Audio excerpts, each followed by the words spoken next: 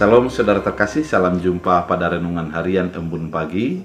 Hari ini kita akan mendengarkan firman Tuhan untuk menuntun kita hidup di dalam kasih. Oleh karena itu, sebelum kita mendengarkan firman Tuhan, kita bersatu di dalam doa. Damai sejahtera Allah yang melampaui segala akal dan pikiran, itulah yang memelihara hati dan pikiranmu dalam Kristus Yesus Tuhan. Amin. Saudara terkasih, firman Tuhan untuk kita dari 1 Yohanes 4 ayat 16. Dalam bahasa Batak Angkola dikatakan, Taboto jana taha porsayaido holong ni roha ni debata maradukun hita, holong ni roha do debata, sanga ise na say turus makolongi halak na asing, na maringanan duya di bagasan debata, jana debata di bagasan iya.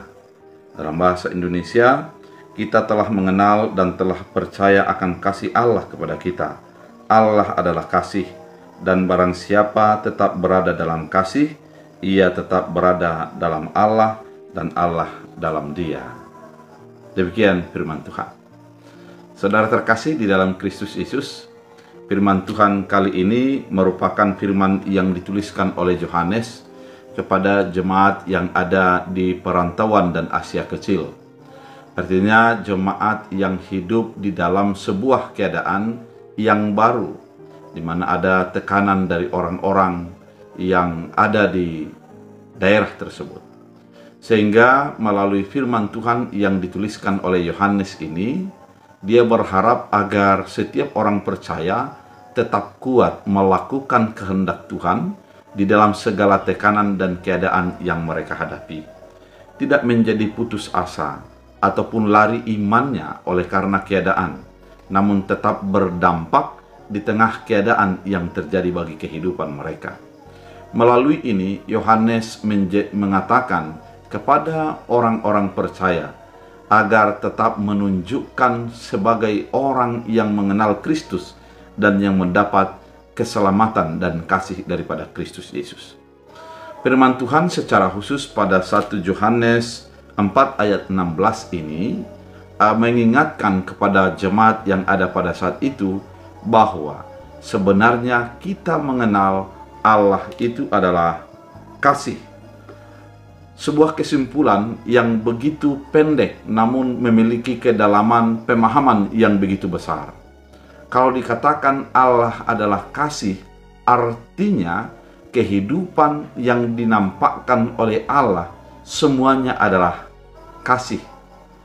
Kasih artinya ketika Allah mulai daripada penciptaan, penebusan, dan janji keselamatan yang akan diberikan, semuanya bisa disimpulkan dalam kasih.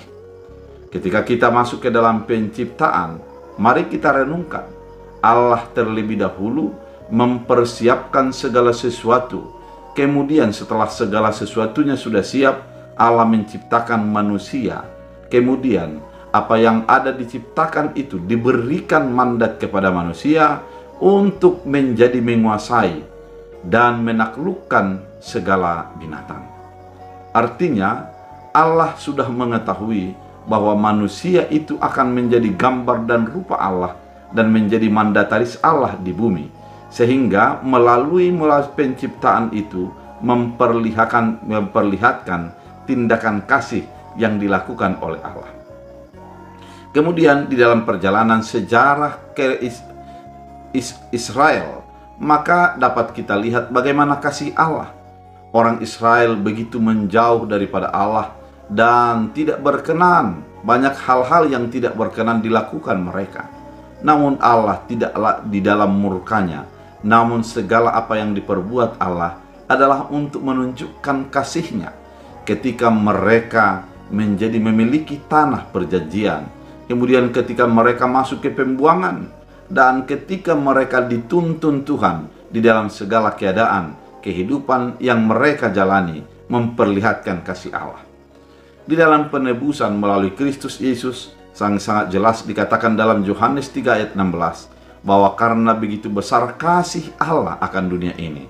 Artinya, tindakan memberikan anaknya yang tunggal adalah memperlihatkan kasih Allah yang begitu besar dan luar biasa bagi kehidupan kita. Kasih Allah itu juga dinyatakan bahwa siapa yang percaya di dalam Allah akan menjadi hidup di dalam kasih.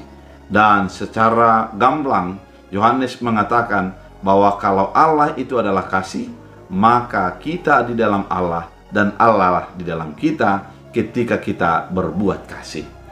Saudara terkasih di dalam Kristus Yesus, firman ini mau menuntun kepada kehidupan kita saat ini, bahwa hidupilah kasih di dalam segala keadaan yang engkau jalani. Hidupilah kasih. Kasih bukanlah hanya sebuah teori.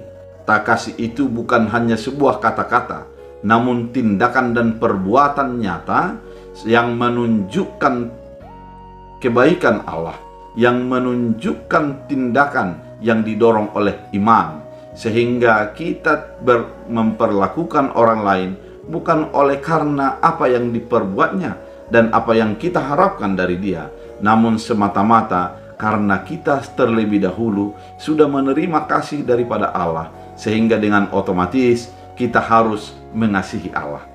Saudara terkasih di dalam Kristus Yesus, firman ini mengawal dan menguatkan kita untuk sebagai orang percaya, lakukanlah tindakan kasih, karena itulah memancarkan imanmu. Lakukanlah perbuatan-perbuatan kasih, bukan hanya perkataan saja, namun sebuah praktek hidup yang memperlihatkan bahwa dalam perbuatanmu itu kelihatan Allah, dan Allah kelihatan di dalam perbuatanmu.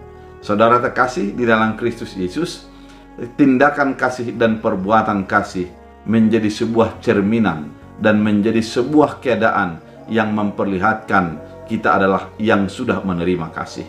Oleh karena itu, mari kehidupan kita sebagai orang percaya melakukan perbuatan kasih dan tanpa memandang bulu, karena kita sudah lebih dahulu dikasihi oleh Allah dengan tanpa membeda-bedakan dan tanpa mengingat segala kejahatan, kekurangan dan keterbatasan kita.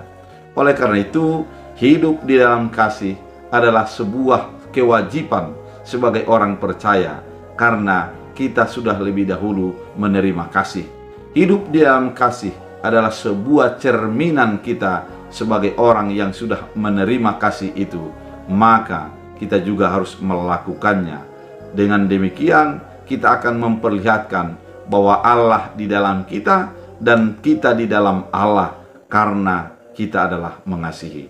Oleh karena itu, saudara terkasih, tetaplah berbuat kasih, karena Allah itu adalah kasih. Kita berdoa. Terima kasih Tuhan atas firman yang begitu indah, mengingatkan kami akan kasih Allah, dan mengingatkan kami bahwa perbuatan kami menunjukkan kami mengenal dan dikenal oleh Allah dalam hidup kami. Biarlah firman-Mu menjadi berakar dan berbuah dalam hidup kami. Dalam Kristus Yesus, amin. Tuhan Yesus memberkati.